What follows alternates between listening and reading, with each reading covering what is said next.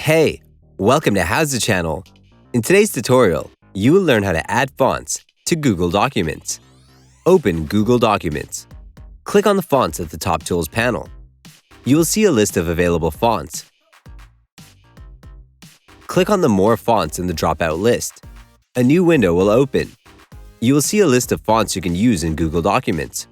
Type the font name that you need, or scroll through the list to look for the font that you need.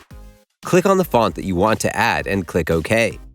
Start typing the text using the newly added font. Let's add more fonts. Click on the fonts at the top tools panel. You will see a list of available fonts. Click on the More Fonts in the dropout list. A new window will open. You can filter fonts by scripts. Click on Scripts at the top right corner of the window. Choose the script that you need from the list. You will see a list of fonts for that script. Choose the font that you need and click OK. Click on the fonts at the top tools panel. You will see a list of available fonts. Click on the More Fonts in the dropout list. A new window will open. You can filter fonts by scripts. Click on Scripts at the top right corner of the window. Choose the script that you need from the list.